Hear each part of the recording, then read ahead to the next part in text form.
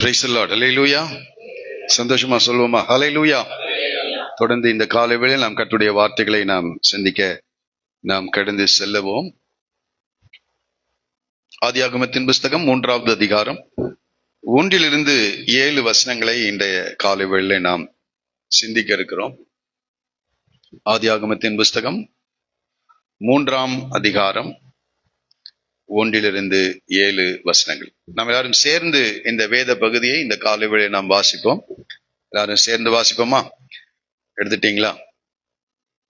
சேர்ந்து வாசிப்போம். தேவனாகிய கர்த்தர் உண்டாக்கின சகல காட்டு ஜீவன்களை பார்க்கிலும் சர்ப்பமானது தந்திரமுள்ளதாயிருந்தது. அது ஸ்திரீயை நோக்கி, நீங்கள் தோட்டத்தில் உள்ள சகல விருட்சங்களின் கனியையும் புசிக்க வேண்டாம் என்று தேவன் சொன்னது உண்டோ என்றது. ஸ்திரீ சர்ப்பத்தை பார்த்து, நாங்கள் தோட்டத்தில் உள்ள விருட்சங்களின் கனிகளை புசிக்கலாம், ஆனாலும் தோட்டத்தின் நடுவில் இருக்கிற விருட்சத்தின் கனியை குறித்து தேவன் நீங்கள் சாகாதபடிக்கு அதை புசிக்கவும் அதை தொடவும் வேண்டாம் என்று சொன்னார் என்றார். அப்பொழுது சர்ப்பம் ஸ்திரீயை நோக்கி, நீங்கள் சாகவே சாவதில்லை, நீங்கள் இதை புசிக்கும் நாளிலே உங்கள் கண்கள் திறக்கப்படும் என்றும் நீங்கள் நன்மை தீமை அறிந்து தேவர்களைப் போல் இருப்பீர்கள் என்றும் தேவன் அறிவார் என்றது. அப்பொழுது ஸ்திரீயானவள், அந்த விருட்சம் புசிப்புக்கு நல்லதும் பார்வைக்கு இன்பமும் புத்தியை தெளிவிக்கிறதற்கு இச்சிக்கப்படத்தக்க விருட்சமாய் இருக்கிறது என்று கண்டு அதன் கனியை பறித்து புசித்து தன் புருஷனுக்கும் கொடுத்தாள். அவனும் புசித்தான். அப்பொழுது அவர்கள் இருவருடைய கண்களும் திறக்கப்பட்டது. அவர்கள் தாங்கள் நிர்வாணிகள் என்று அறிந்து அத்தி இலைகளை தைத்து தங்களுக்கு அரை கச்சைகளை உண்டு பண்ணினார்கள். கர்த்தருடைய நாமம் மகிமைப்படுவதாக. நாம் இந்த ஆதியாகம புஸ்தகத்திலிருந்து அநேக சத்தியங்களை உண்மைகளை நாம் சிந்தித்து வருகிறோம். கடந்த வாரத்திலே 2வது அதிகாரத்திலிருந்து நான் கர்த்தருடைய வார்த்தைகளை கொண்டு வந்தேன்.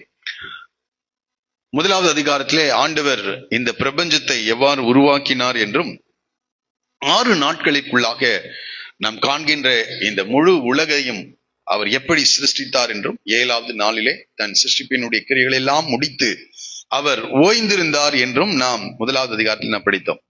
கடந்த வாரத்திலே ஆண்டவர் மனிதனை மண்ணினாலே எவ்வாறு உருவாக்கினார் என்றும் ஆதாமிலிருந்து எப்படி ஏவாளை எடுத்து அவனுக்கு ஒரு துணையை கர்த்தர் ஏற்படுத்தினார் என்றும் சில காரியங்களை நாம் கடந்த வாரங்களில் நாம் சிந்தித்தோம்.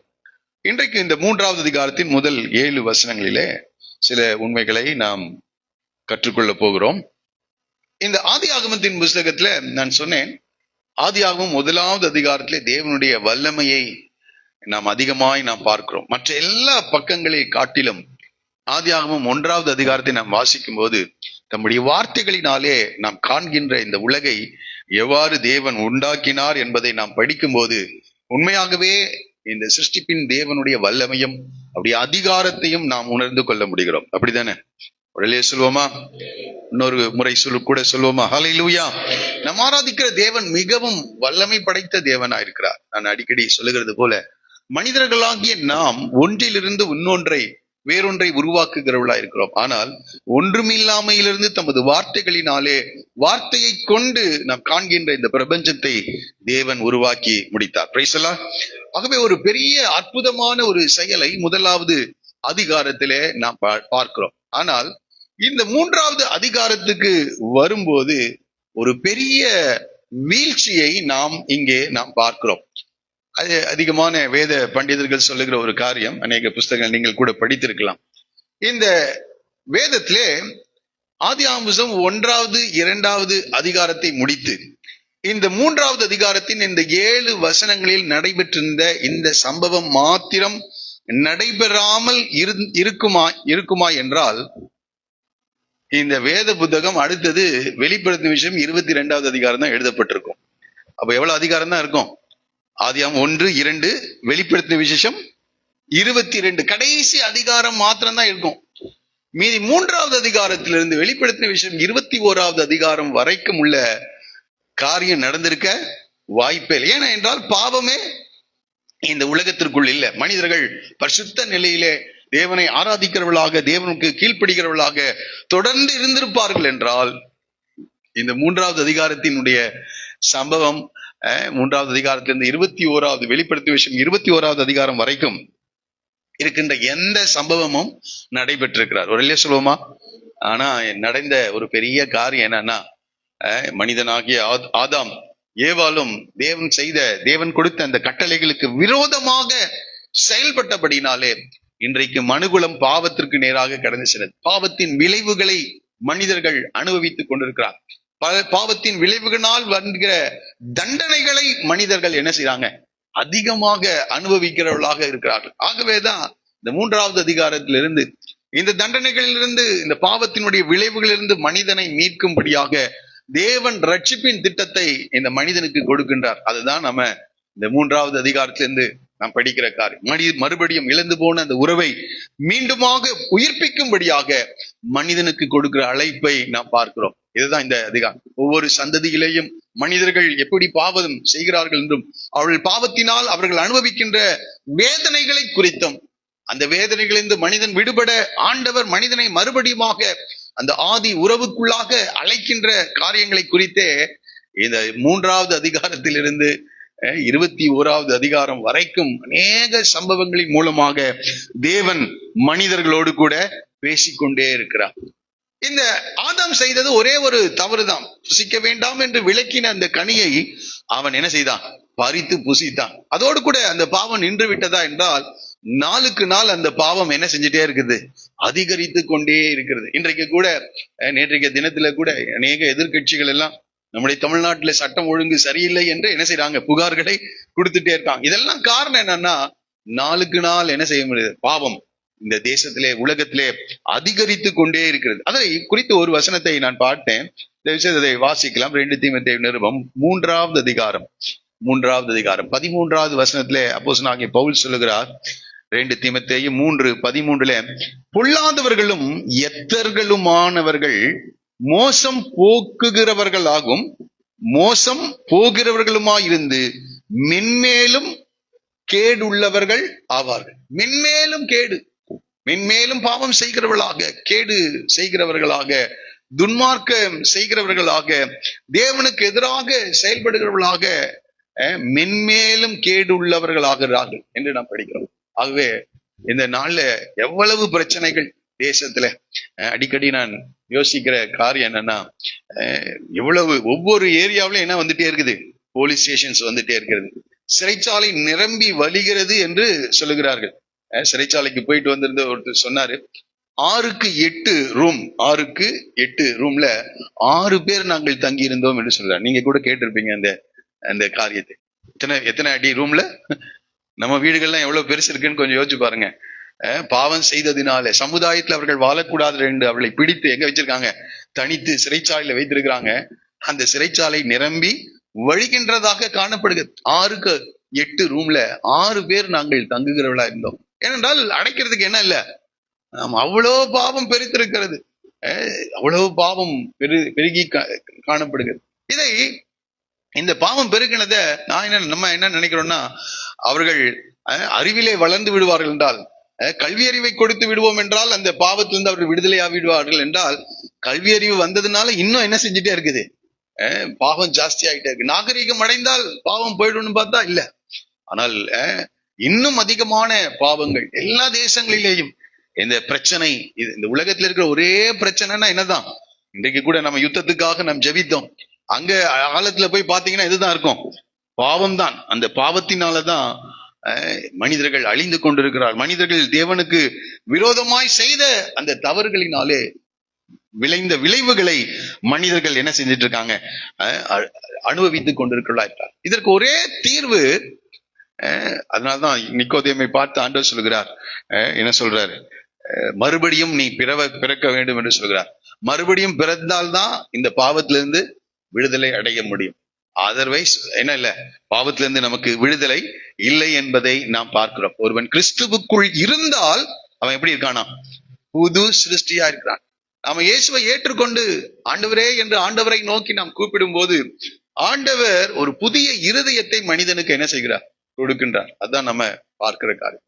புதிய இருதயம் வரலன்னா, அந்த பழைய இருதயத்துல இருப்போம் என்றால் நிச்சயமாக பாவம் செய்கிறவர்களாகவே நாம் காணப்படுவோம். எசேக்கியேல் 36 நாம் அதை படிக்கிறோம். 26வது வசனத்தின் பிற்பகுதி சொல்லுகிறது, கல்லான இருதயத்தை எடுத்து ஆண்டவர் என்ன செய்யறாராம், சதையான இருதயத்தை நமக்கு கொடுக்கிறார் என்று படிக்கிறோம். உங்கள் உள்ளத்திலே புதிதான ஆவி உள்ளவர்களாக ஆவியை வைத்து என் கட்டளையின்படி நடக்கவும் என் நியாயங்களின் கை கொள்ளவும் அவைகளின்படி செய்யவும் பண்ணுவேன் என்று சொல்லுகிறார். அப்ப ஆண்டவர் செய்கிற மிகப்பெரிய காரியம் என்னன்னா, ஆண்டவரிடத்துல வரும்போது, மனிதர்கள் ஆண்டவரிடத்துல வரும்போது அவரிடத்துல இருக்கின்ற அந்த பழைய இருதயத்தை எடுத்து, கல்லான இருதயத்தை, தேவனுக்கு எதிராக செயல்படுகின்ற அந்த இருதயத்தை எடுத்து, சதையான இருதயத்தை அவர்களுக்கு என்ன செய்தார்? கொடுத்து, நம்முடைய ஆவியை அவர்களுக்குள் வைத்து அவருடைய கட்டளைகளின்படி நடக்கவும் கர்த்தர் அவர்களுக்கு என்ன செய்கிறார்?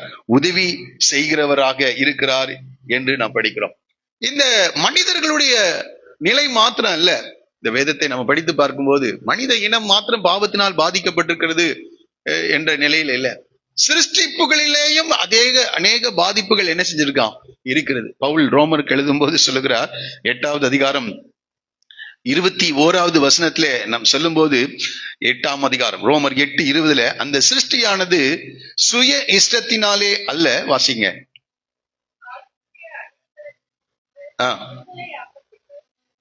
பாருங்க, அதே என்றால் சிருஷ்டியானது அழிவுக்குரிய அடிமைத்தனத்திலிருந்து விடுதலையாக்கப்பட்டு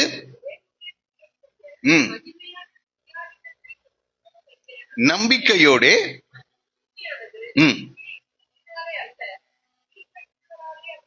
மாயைக்கு கீழ்பட்டிருக்கிறது. ஆகையால் நமக்கு தெரிந்திருக்கிறபடி இதுவரைக்கும் சர்வ சிருஷ்டியும் ஏகமாய் தவித்து என்ன செய்யுதான்? இன்றைக்கு மனிதர்கள் தான் பாடுபடுகிறாங்கன்னு பார்த்தா, ஒவ்வொரு மனித, அடிக்கடி நான் சொல்லுகிறது போல, அநேகர் கண்ணீர் வடிக்கிறது எதற்காக என்றால், ஒன்று அவர்கள் செய்த தவறுகளுக்காக கண்ணீர் வடிச்சிட்டு இருப்பாங்க, இல்லைன்னா மற்றவங்க செய்கிற தவறுகளுக்காக அவர்கள் என்ன செய்வாங்க? கண்ணீர் வடிக்கிறவர்களாக இருக்கிறார்கள். மனித இனம் மாத்திரம் பாதிக்கப்படல இங்க சொல்லுகிறது. அதுவும் இல்லாமல் ஆகையால் நமக்கு தெரிந்திருக்கிறபடி இதுவரைக்கும் சர்வ சிருஷ்டியும் ஏகமாய் தவித்து என்ன செய்கிறதா? பிரசவ வேதனைப்படுகிறது. இதற்கு ஒரே தீர்வு சரீர மீட்பு தான். ஆண்டவர் தான் நமக்கு புதிய இருதயத்தை என்ன செய்யணும்? கொடுக்க வேண்டும். ஆகவே அந்த 23வது வசனம் சொல்கிறது, அதுவும் இல்லாமல் ஆவியின் முதற் பலன்களை பெற்ற நாமும் கூட நம்முடைய சரீர மீட்பாகிய புத்திர ஸ்வீகாரம் வருவதற்கு காத்திருந்து நமக்குள்ளே நாம மாத்திரம் அல்ல, சிருஷ்டிப்புகளும் என்ன செய்கிறது? அந்த சரீர மீட்பாகிய இந்த புத்திர சுவகாரம் வருகிறதற்கு அது காத்திருக்கிறது என்று நாம் படிக்கிறோம். ஆகவே இந்த நாட்களில வேத புஸ்தகத்தை நாம் வாசித்து பார்ப்போம் என்றால், அந்த 3வது அதிகாரத்துல ஆரம்பிக்கின்ற இந்த பாவம், ஃபர்ஸ்ட் நம்ம ஒருவேளை நினைக்கலாம், என்னங்க அந்த கனியை தானே பறித்து புசித்தார்கள், அவ்வளவுதானே அப்படின்னு நினைச்சா, 4வது அதிகாரம் எதுக்கு நேராக அவர்களை வழி நடத்துகிறது என்றால், ஒரு பெரிய ஒரு கொலைக்கு நேராக என்ன செய்கிறது? அங்கே அவர்களை வழி நடத்துகிறது. அப்புறம் 4ஆம் அதிகாரம் தொடர்ந்து நீங்க படிச்சீங்கன்னா, அந்த லாமேக்கு என்பவன் இன்னொரு கொலையை என்ன செய்கிறான்? 4வது அதிகாரத்திலே அவன் செய்கிறவனாக அவன் காணப்படுகிறான். 6ஆம் அதிகாரத்துக்குள்ள வந்த உடனே ஆண்டவர் சொல்லுகிறார், மனிதனை உண்டாக்கினது எனக்கு எப்படி இருக்குதா? மனஸ்தாபமாகி விட்டது என்று சொல்கிறார். அவருடைய நினைவுகள் எல்லாம், அவருடைய நினைவுகளின் தோற்றங்கள் எல்லாம் நித்தமும் கொள்ளாததா இருக்கு. அவ்வளவு பாவம். ஒரு பாவத்துல ஆரம்பித்தது, அந்த பாவ வித்து அடுத்த சந்ததிக்கு அது கடந்து செல்லும் போது அவள் பாவம் செய்யாம இருக்க முடியல. அவங்களுடைய சுவாபமே என்னவா மாறிடுது? பாவம் செய்கிறவர்களாக மாறிவிடுகிறது. அவர்களால் பரிசுத்தமாய் வாழ முடியல. தேவனுடைய கட்டளைகளுக்கு கீழ்ப்படிந்து அவர்களால் வாழ முடியாததினாலே அடுத்த சந்ததியிலேயே கொலைக்காரர்கள் எழும்புகிறார்கள். அடுத்தது லாமேக்கு, 4ஆம் அதிகாரத்துல லாமேக்கு இன்னொரு கொலையை என்ன செய்கிறான்? 6வது அதிகாரத்துக்குள்ள வரும்போது தேவன் இந்த பூமியை அழிக்க தீர்மானிக்கிறார். ஆனா ஒரே ஒரு குடும்பம் மாத்திரம் என்ன செய்யுது? கர்த்தருக்கு முன்பாக கர்த்தருடைய கண்களில் கிருபை கிடைத்ததினால் அந்த ஒரு குடும்பம், நோவாவுடைய குடும்பத்தை மாத்திரம் ஆண்டவர் என்ன செய்கிறார்? பாதுகாக்கிறார். சரி, அதுக்கப்புறம் இந்த நோவாவுடைய குடும்பத்தின் மூலமா ஒரு பரிசுத்த வித்து ஏற்படுமா என்று பார்த்தா, அவங்க பேழையை விட்டு 9வது அதிகாரத்துல வர்றாங்க. 11வது அதிகாரத்துக்குள் வரும்போது என்ன ஆகிறது? அவங்க எல்லாரும் சேர்ந்து ஒரு பெரிய பாபேல் என்ற இடத்துல ஒரு பெரிய கோபுரத்தை கட்டி தேவனுக்கு எதிராக அவர்கள் செயல்படுகிறார்கள். கர்த்தர் இறங்கி என்ன செய்யறாரு? அவங்கள சிதறடிக்கிறவராயிருக்கிறார். அப்ப 11வது அதிகாரத்துல திரும்பியும் பிரச்சனை. அப்ப பாருங்க, பாவம் என்ன செய்கிறது? ஒரு சந்ததியோடு கூட நின்றுவிடும் என்ற நிலையில் அல்ல. ஆதாம் இடத்துல இந்த ஆதாம் பாவம் செய்ததுனால மனித இனம் எல்லாரும் பாவிகளாக்கப்பட்டார்கள். அதான் பவுல் சொல்கிறார், ஒரு மனிதனாலே பாவம் பிரவேசித்தது என்று நான் படிக்கிறேன். நாம் எல்லாருமே பாவிகளாக்க பிறக்கிற எல்லா குழந்தைகளும் பாவம் செய்ததினால அல்ல பாவிகள், அவர்கள் பாவத்திலேயே என்ன செய்யறாங்க? பிறக்கிறவர்களாக அவர்கள் மாறுகிறார்கள். அதனால ரோமர் 5:19 சொல்கிறது, அன்றியும் ஒரே மனுஷனுடைய கீழ்ப்படியாமையினாலே அநேகர் பாவிகளாக்கப்பட்டது போல என்று சொல்லுது. ஒரே மனிதனுடைய கீழ்ப்படியாமையினாலே எத்தனை பேர் பாவிகளாக்கப்பட்டாங்க? அநேகர். எல்லாருமே இப்ப பிறக்கிற குழந்தைகள் கூட இப்படிதான் பிறகுறாங்க. அந்தந்த காலங்கள் வரும்போது அவர்கள் கர்த்தருக்கு எதிராக செயல்படுகிறவர்களாக மாறிவிடுகிறார்கள். பாருங்க, நோவாவின் காலத்துக்கு பிறகு ஒரு பெரிய ரட்சிப்பு இருக்கும், அந்த பரிசுத்த வித்து காக்கப்படும் பார்த்தா அந்த சந்ததியிலேயும் பிரச்சனைகள் என்ன செய்கிறது? கடந்து வருகிறது. காமன் செய்த காரியம், கானானை நோவா என்ன செய்கிறார்? சபிக்கின்றார். கானான் செய்த காரியத்தை நாம் அறிந்திருக்கிறோம். ஆகவே அங்கே பிரச்சனைகள் திரும்பவும் தலை தூக்குகிறதாக காணப்படுகிறது. 31வது அதிகாரத்துக்குள்ள நம்ம வரும்போது ஆண்டவர் 12வது அதிகாரத்தில் ஆபிரகாமின் சந்ததியை தெரிந்து கொள்ளுகிறார். ஆனா ஆபிரகாமின் சந்ததியில கூட என்ன ஆகுது? பிரச்சனைகள் ஏற்படுகிறது. ஆபிரகாம் கொஞ்சம் கீழ்ப்படுகிறார், அப்புறம் ஆண்டவருடைய வார்த்தைக்கு எதிராக செயல்படுகிறவராக அவர் மாறிவிடுகிறார். அதனால பல பிரச்சனைகள் அங்கே காணப்படுகிறதை நாம் பார்க்கிறோம். யாக்கோபை குறித்து நம்ம படிக்கிறோம். சொந்த தகப்பனை என்ன செய்தான்? ஏமாற்றுகிறவனாக இருக்கிறான். தேவ திட்டம் அவன் மேல இருக்குது, ஆனா அவன் தகப்பனை என்ன செய்கிறான்? ஏமாற்றுகிறவனாக இருக்கிறான். அவனுடைய சந்ததியில 12 பிள்ளைகள், அவங்க 12 பிள்ளைகளை யோசேப்பை என்ன செய்கிறார்கள்? பகைக்கிறவர்களாக காணப்படுகிறார்கள். அவனை எகிப்தியர்களுக்கு 20 வெள்ளிக்காசுக்கு என்ன செய்யறாங்க? விற்கிறவர்களாக. ஒரே குடும்பத்தை சேர்ந்த ஒரே தகப்பனுடைய பிள்ளைகள் ஒற்றுமையாக வாழ முடியல. பின்னாடி என்ன இருக்கு? பாவம், பாவம், பாவம். அதுக்கப்புறம் அப்படியே படித்து பார்த்தா அந்த குடும்பத்துல ராகேல் விக்கிரகத்தை என்ன செய்கிறார்? எடுத்துக்கொண்டு வருகிறார். விக்கிரகத்தை எடுத்து வருகிறார். 30வது அதிகாரத்துக்கு மேல படித்து பார்த்தா அங்கே அந்த தீனால் கற்பழிக்கப்படுகிறார் என்று படிக்கிறோம். சீகேம் ஊராரை இந்த 10 யாக்கோவின் பிள்ளைகள் ஒரே இதான் போய் என்ன செய்யறாங்க? அவங்களை எல்லாரையும் கொன்று குவிக்கிறார்கள் என்று படிக்கிறோம். ஒரு பட்டணத்தையே என்ன செஞ்சாங்க? அழித்து விடுகிறார்கள். அப்ப பாருங்க, ஆதாமுடைய சந்ததி மாத்திரம் அல்ல, உலகத்தில் இருக்கிற ஜனங்கள் ஜாதிகள் மாத்திரம் இல்ல, தேவன் தெரிந்து கொண்ட ஆபிரகாமின் சந்ததிகள்ல கூட என்ன வந்துருது? விக்கிரக ஆராதனை வருகிறது. அடுத்தது கற்பழிப்புகள் நடைபெறுகிறது. ஒரு தேசத்தையே என்ன செய்தாங்க? 10 சகோதரர்களும் போய் பட்டயத்தை எடுத்துக்கொண்டு போய் அங்கே அடித்து அவர்கள் எல்லாரையும் கொன்று குவிக்கிறவர்களாக அவர்கள் மாறுகிறார்கள். இப்படி அந்த சந்ததியிலேயே பெரிய பாவம். கொஞ்சம் யோசிச்சு பாருங்க. அது இன்றைய தினம் வரைக்கும் அந்த பாவத்தினுடைய விளைவுகள் அதிகரித்து கொண்டே இருக்கிறது, அதிகரித்து கொண்டே. கொஞ்சம் நியூஸ் பேப்பர் எடுத்து திருப்பி பார்த்தா முதல் பக்கத்துல இருந்து கடைசி பக்கம் வரைக்கும் பாவத்தினால் வந்த விளைவுகள், பிரச்சனைகளை தான் வேத நியூஸ் பேப்பர்ல என்ன செய்யறோம்? நம்ம தினந்தோறும் பார்க்கிறவர்களா இருக்கிறோம். ஆகவே இதற்கெல்லாம் காரணம் எங்க இருக்குதுன்னா இந்த 3வது அதிகாரத்தின் முதல் 7 வசனங்களிலே காணப்படுகிறது. இன்றைக்கு அநேகர் பாவத்தை சுலபமா எடுத்துக்கொள்றாங்க. அது ஒரு ஃபேஷனா அநேகருக்கு காணப்படுகிறது. ஆனால் மிகப்பெரிய பாதிப்பை பாவம் மனிதர்களுடைய வாழ்க்கையிலே ஏற்படுத்துகிறதாக காணப்படுகிறது. சரி இருக்கட்டும், நாம் இந்த வேத பகுதிக்கு நேராக நாம் கடந்து வருவோம். முதல் வசனத்தை நாம் சேர்ந்து வாசிக்கலாம். தேவனாகிய கர்த்தர் உண்டாக்கின சகல காட்டு ஜீவன்களை பார்க்கிலும் சர்ப்பமானது எப்படி இருந்ததா? தந்திரம் உள்ளதா இருந்தது. முதல் அதிகாரத்துல ஆண்டவர் சிருஷ்டித்த எல்லாவற்றையும் பார்த்து நல்லது, நல்லது, நல்லது என்று கண்டார் என்று நாம் படிக்கிறோம். அப்ப கடைசி நாள்ல சொல்றார், 6வது நாள்ல மிகவும் நல்லது என்று சொன்னார். ஆனால் இந்த 3வது அதிகாரத்துக்கு வரும்போது இந்த உண்டாக்கின சிருஷ்டிப்புல சகல காட்டு ஜீவன்களை பார்க்கிலும் சர்ப்பமானது எப்படி இருந்ததாம்? தந்திரம் உள்ளதாக இருந்தது என்று படிக்கிறோம். சர்ப்பமானது தந்திரம் உள்ளதா இருந்தது. இங்கே இந்த சர்ப்பம் தந்திரம் உள்ளதா இருந்தது என்று இங்கே சொல்லப்பட்டிருந்தாலும் இந்த சர்ப்பம் இந்த ஏவாளோடு பேசி ஏவாளை வஞ்சித்தது என்ற நிலையில நான் பார்க்கும்போது வேதத்துல ஒரு வசனத்தை நான் பார்க்க நேர்ந்தது. தயவுசெய்து என்னோடு கூட வெளிப்படுத்தின விசேஷம் 12வது அதிகாரம் 9வது வசனத்திலே வெளிப்படுத்தின விசேஷம் 12:9. இந்த சர்ப்பத்தை குறித்து பேசும்போது ஆண்டவர் சொல்லும்போது சொல்கிறார், உலகம் அனைத்தையும் மோசம் போக்குகிற பிசாசு என்றும் சாத்தான் என்று சொல்லப்பட்ட பழைய பாம்பாகிய வலு சர்ப்பம் என்ன செய்து தள்ளப்பட்டது. இந்த பாம்பு சர்ப்பம் தந்திரம் உள்ளதா இருந்தது என்று சொல்லப்பட்டிருக்கல. நான் நினைக்கிறேன் மற்ற சர்ப்பங்கள் எல்லாம் அமைதியா தான் இருந்திருக்கும், ஆனா இது ஒரு ஸ்பெஷலான ஒரு சர்ப்பம். இதை குறித்து வேதம் சொல்லுகிறது, இது தந்திரம் உள்ளது, இது சாதாரண மற்ற உயிரினங்களை போல உள்ள ஒரு சர்ப்பம் அல்ல, இந்த ஏவாளை வஞ்சிக்கும்படியாக, அதான் இங்கே படிக்கிறோம், உலகம் அனைத்தையும் மோசம் போக்குகிற பிசாசு என்றும் சாத்தான் என்றும் சொல்லப்பட்ட, அதுக்கு ரெண்டு பேர் சொல்றாங்க, பிசாசு என்றும் சாத்தான் என்றும் சொல்லப்பட்ட பழைய பாம்பாகிய பெரிய வலு சர்ப்பம் என்ன செய்ததாம்? தள்ளப்பட்டது. 2 கொரிந்தியர் 11:3 கூட அதை சொல்லுகிறார். 2 கொரிந்தியர் 11:3, ஆகிலும் சர்ப்பமானது தன்னுடைய தந்திரத்தினாலே ஏவாளை வஞ்சித்தது போல என்று படிக்கும். தந்திரத்தினாலே, அது மகா தந்திரம் உள்ளதா இருந்தது என்று சொல்லப்பட்டிருக்கிறது. சர்ப்பமானது தந்திரம் உள்ளதா இருந்து என்று படிக்கிறோம். ஞானம் வேற, தந்திரம் வேற, நமக்கு அது தெரியும்ல. ஆமா, தந்திரம் மற்றவர்களை விலத்தல்ல, மற்றவர்களை ஏமாற்றுகிறதாக இருக்கிறது. ஆனா ஞானம் அது சுத்தம் உள்ளதா இருக்கிறது என்று யாக்கோபிலே நம்ம படிக்கிறோம். ஆகவே இங்கே வந்த இந்த சர்ப்பமானது தந்திரம் உள்ளதா இருந்தது என்று நம்ம படிக்கும் போது 2 கொரிந்தியர் 11:14 படி அது ஆச்சரியம் அல்ல, சாத்தானும் ஒளியின் தூதனுடைய வேஷத்தை தரித்துக் கொள்வானே என்று படிக்கும். அப்போ இங்க வந்தது யாருங்க? பிசாசு என்றும் சாத்தான் என்று சொல்லப்பட்ட இந்த வலு சர்ப்பம் தான் எங்க வருகிறது? இந்த ஏவாளை வஞ்சிக்கும்படியாக வருகிறது. தயவுசெய்து கவனிங்க. இங்கே எப்படி இந்த வலு சர்ப்பம், இப்ப நான் சொன்ன இந்த வார்த்தையின் அடிப்படையில் இது பிசாசு என்றும் சாத்தான் என்றும் சொல்லப்படுகிறது.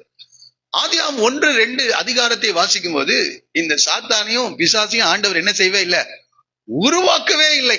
ஆனால் இந்த சாத்தானும் வலு சர்ப்பமும் இந்த பிசாசும் எப்படி இங்க வந்தது என்பதை நாம் சற்று யோசிக்க வேண்டும். இதற்கு நடுவிலே சிலர் சொல்றாங்க, இந்த 2ஆம் அதிகாரம் 3வது அதிகாரத்துக்கு நடுவிலே இந்த நிகழ்வு நடந்திருக்கலாம் என்று சொல்லுகிறார்கள்.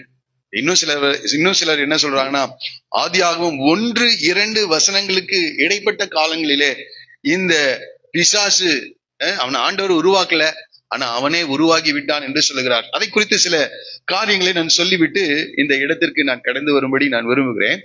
வாசிக்கலாம். எசேக்கியேல் தீர்க்க தரிசன புஸ்தகம், எசேக்கியேல் தீர்க்க தரிசன புத்தகம் 28வது அதிகாரத்திலே நாம் தீரு என்ற ஒரு ராஜாவை குறித்து நம்ம படிக்கிறோம். இதை நாம புரிந்து கொள்வதற்காக இவைகளை நான் சொல்ல வேண்டிய நான் நிற்கிறேன். ஆனா வேதத்தில் இருக்கிற எல்லா சத்தியங்களையும் நாம் நன்கு அறிந்து வைத்திருக்கிற வேண்டியவர்களாக இருக்கிறோம். ஜனங்கள் விசுவாசிகள் வேதத்திலே தேறினவர்களாக நாம் என்ன செய்யணும்? மாறணும். எல்லா சத்தியங்களையும் நாம் அறிந்து வைத்திருக்க வேண்டியவர்களாக. இந்த 28வது அதிகாரத்துல தீரு என்ற தேசத்தினுடைய அதிபதியை குறித்து படிக்கிறோம். இந்த இஸ்ரவேல் தேசத்தின் வரைபடத்தை நீங்கள் பார்ப்பீர்கள் என்றால் அதுல மேல் பகுதியில் இருக்கும் தீரு, சீதோன் பட்டணங்கள் இருக்கிறது. இந்த தீரு தேசத்தின் அதிபதியை குறித்து பாருங்க, 2வது வசனம் சொல்கிறது, மனுபுத்திரனே நீ தீருவின் அதிபதியை நோக்கி என்று சொல்லுது. தீரு தேசத்தினுடைய ராஜாவை குறித்து பேசிக்கொண்டு வரும்போது 11வது வசனம் வரும்போது சொல்லுகிறார், பின்னும் கர்த்தருடைய வார்த்தை எனக்கு உண்டாகி அவர், மனுபுத்திரனே நீ தீரு ராஜாவை குறித்து புலம்பி அவனை நோக்கி கர்த்தராகிய ஆண்டவர் உரைக்கிறது என்னவென்றால் என்று. ஏன் இங்க இந்த தீரு ராஜாவை குறித்து வலு சர்ப்பத்துக்கும் இந்த பகுதிக்கு என்ன சம்பந்தம், உறவு இருக்கிறது என்று சொன்னா 13வது வசனம் சொல்லுகிறது, நீ தேவனுடைய தோட்டமாகிய, எல்லாரும் சேர்ந்து சொல்லுங்க, நீ தேவனுடைய தோட்டமாகிய எங்க இருந்தவன்? ஏதேனில் இருந்தவன். நிறைய பேர் என்ன சொல்றாங்க, இது இங்கதான் இங்க இருந்திருக்குது, ஏதேனில் தான் இந்த சம்பவம் என்ன செய்தது, நடைபெற்றது என்று சொல்லுகிறார். ஏதேனில் இருந்தவன் என்று சொல்லுகிறார். இப்ப பாருங்க, திரும்பி 12வது வசனத்துக்கு போகிறேன். நீ விசித்திரமாய் செய்யப்பட்ட முத்திரை மோதம். அப்ப ஆண்டவர் தான் இவனை உருவாக்கிறார். நீ விசித்திரமாய் செய்யப்பட்ட முத்திரை மோதம், நீ ஞானத்தினால் நிறைந்தவன், பூரண அழகுள்ளவன், நீ தேவனுடைய தோட்டமாகிய ஏதேனில் இருந்தவன் என்று சொல்லி பலவிதமான ரத்தின கற்களினால் அவன் அலங்கரிக்கப்பட்டவனாய் இருந்தான். சரி, இவனுடைய வேலை என்ன? 14வது வசனம் சொல்லுகிறது, நீ காப்பாற்றுகிறதற்காக அபிஷேகம் பண்ணப்பட்ட கேரூப். அப்ப பாருங்க, 28வது அதிகாரம் ஆரம்ப வசனத்தை தீருவின் அதிபதியை குறித்து என்று நாம் ஆரம்பிச்சோம். ஆனா இங்க இந்த வசனம் வரும்போது என்னன்னு சொல்லுகிறது, நீ காப்பாற்றுகிறதற்காக அபிஷேகம் செய்யப்பட்ட கேரூப், தேவனுடைய பரிசுத்த பர்வதத்தில் உன்னை வைத்தேன். அப்ப எங்க இருந்திருக்கான்? பரலோகத்தில இருந்திருக்கிறான். அக்கினிமயமான கற்களின் நடுவில் உலாவினா என்று சொல்கிறார். அடுத்தது, நீ சிருஷ்டிக்கப்பட்ட நாள் துவக்கி, அப்போ தேவன் தான் இவன் என்ன செய்தார்? சிருஷ்டித்திருக்கிறார். சிருஷ்டிக்கப்பட்ட நாள் துவக்கி உன்னில் அநியாயம் கண்டுபிடிக்கப்பட்டது மட்டும் உன் வழிகளில் குறையற்றிருந்தாய். அப்போ ஒரு காலம் இருந்துச்சு, இவன் ரொம்ப அருமையாக குறைவில்லாமல் பாவம் இல்லாமல் அவன் செயல்பட்ட சில காலங்கள் இருக்கிறது. ஆனா என்ன நடக்குதான், உன் வியாபாரத்தின் மிகுதியினால் உன் கொடுமை அதிகரித்து நீ பாவம் செய்தால், ஆகையால் உன்னை தேவனுடைய பர்வதத்திலிருந்து ஆகாதவன் என்று தள்ளி காப்பாற்றுகிற கேருபாய் இருந்த உன்னை அக்கினிமயமான கற்களின் நடுவே இராதபடிக்கு அழித்து போடுவேன். கீழே நீங்க படிச்சு பாத்தீங்கன்னா இவன் இப்படிதான் உருவாக்கப்பட்டான் என்று. ஆனால் இப்ப இங்க எந்த ரூபத்துல வந்திருக்கான்? வலு சர்பத்தின் உருவிலே அவன் என்ன செய்திருக்கிறான்? இப்பொழுது இந்த ஏவாள் இடத்திலே அவன் கடந்து வந்திருக்கிறான். இன்னொரு வேத பகுதியை கூட இதற்காக நம்ம படிக்க போகிறோம். ஏசாயா தீர்க்கதரிசன புத்தகம் 14வது அதிகாரம் எடுத்துக்கொள்ளுங்கள். ஏசாயா தீர்க்கதரிசன புத்தகம் 14. நிறைய பேருக்கு இவன் எப்படிங்க முதல் 2 அதிகாரத்திலே ஆண்டவர் எல்லாவற்றையும் நன்றாய் தானே உருவாக்கினார், இவன் எப்படி திடீர் என்று இந்த வலு சர்ப்பம் தந்திரம் உள்ளதாய் ஏதேன் தோட்டத்துக்குள் பிரவேசித்தது என்று கேட்பீங்க.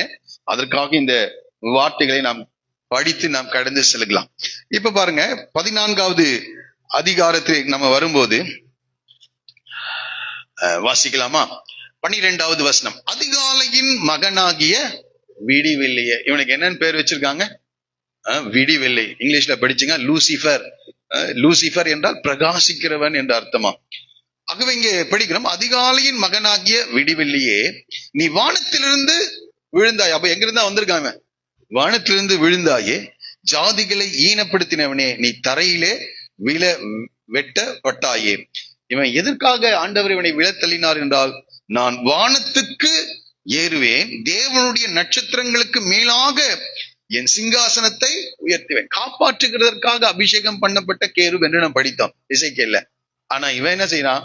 தேவனுடைய பாதுகாப்பு பணியில் இருக்க வேண்டியவன், நான் வானத்துக்கு ஏறுவேன், தேவனுடைய நட்சத்திரங்களுக்கு மேலாக என் சிங்காசனத்தை உயர்த்துவேன், வடப்புறத்தில் உள்ள ஆராதனை கூட்டத்தில் பர்வதத்திலே வீற்றிருப்பேன் என்றும், நான் மேகங்களுக்கு மேலாக உன்னதங்களில் ஏறுவேன், உன்னதமானவருக்கு. இப்ப என்ன சொல்றான்? உன்னதமான தேவனுக்கு ஒப்பாக. தேவன் இவனை சிருஷ்டித்தார். ஆனா இவன் சொல்றான், நான் தேவனுக்கு ஒப்பாவேன் என்றும் சொன்னாயே, ஆனாலும் நீ அகாதமான பாதாளத்திலே தள்ளுண்டு போனாய். அப்போ எங்க இருந்து வந்திருக்கான் இவன்?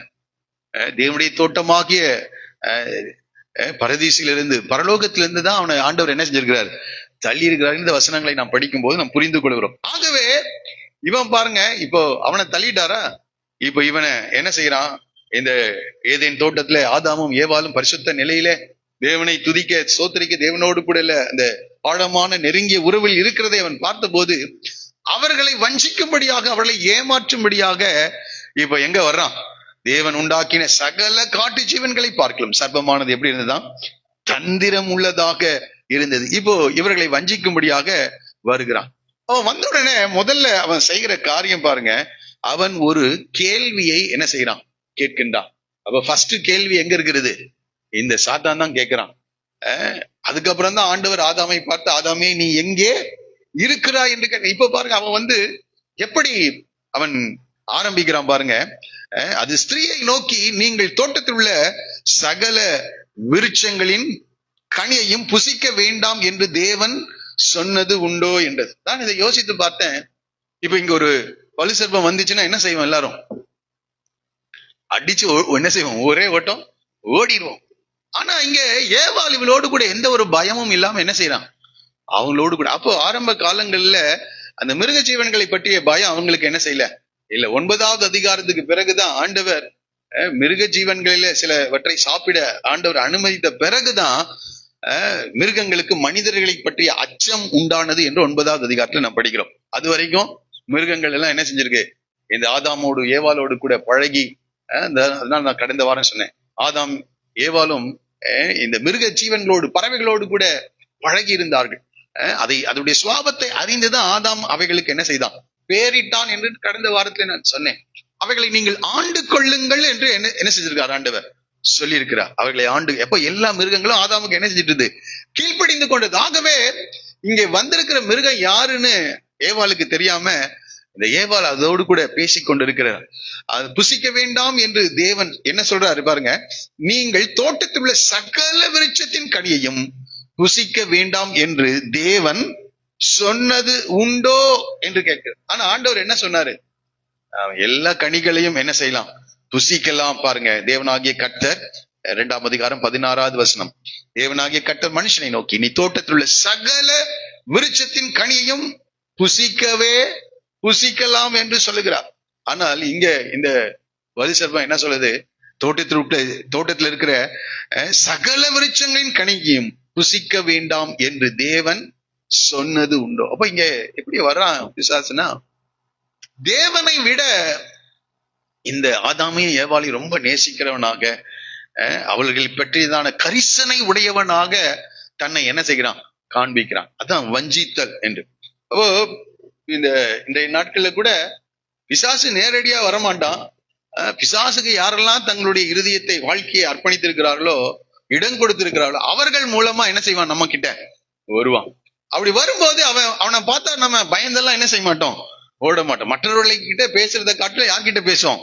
இது எப்படி இந்த ஏவாள் ஆதாம் கிட்ட பேசுறதை காட்டில இங்க அதிகமா பேசினது போல, அவர்கள் நல்லா ரொம்ப அழகா இருப்பாங்க, ரொம்ப அன்பா பேசுகிறவர்கள் போல. ஏமாற்ற வர்றவங்க வேற மாதிரி வந்தா நம்ம என்ன செஞ்சிடும், அவங்கள கண்டுபிடிச்சிருவோம். ஆகவே பாருங்க, ரொம்ப அக்கறை உடையவர்களாக, உங்கள் மேல் மிகுந்த கரிசனை உடையவர்களாக சொல்றான். தோட்டத்தில் உள்ள எல்லா கனிகளையும் புசிக்க வேண்டாம் என்று தேவன் சொன்னது உண்டோ? அவர்களை பார்க்கலாம். இந்த வலி செல்வம் தான் ரொம்ப அக்கறை, தேவனை பார்க்கலாம் அக்கறை உள்ளவனை போல அவன் என்ன செய்யறான், நடிக்கிறான். அதற்கு அந்த ஸ்திரீ என்ன சொல்றாங்க பாருங்க, வாசிங்க 2வது வசனம்.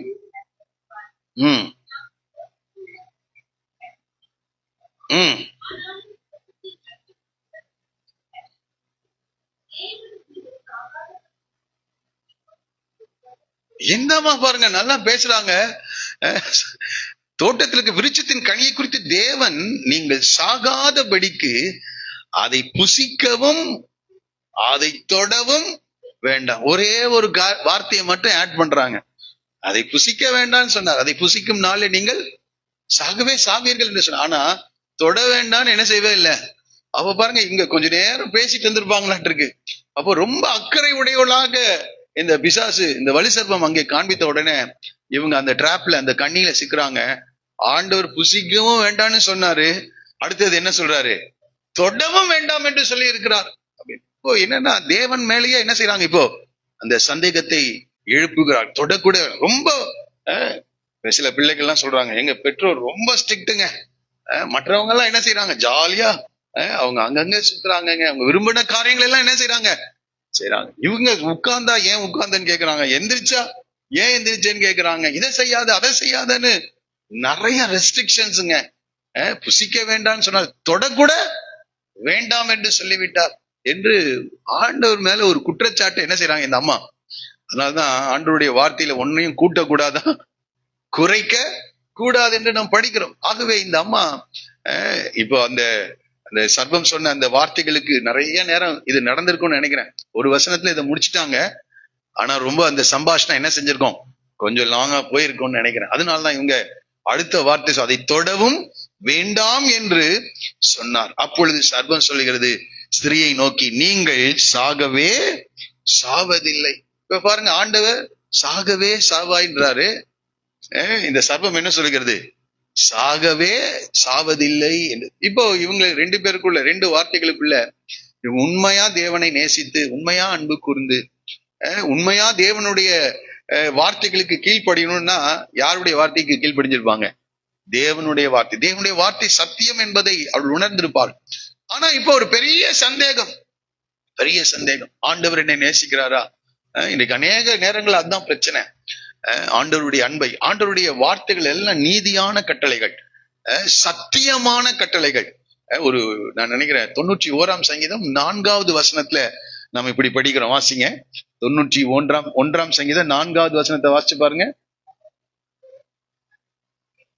அவர் தமது சிறகுகளினாலே உன்னை மூடுவார்,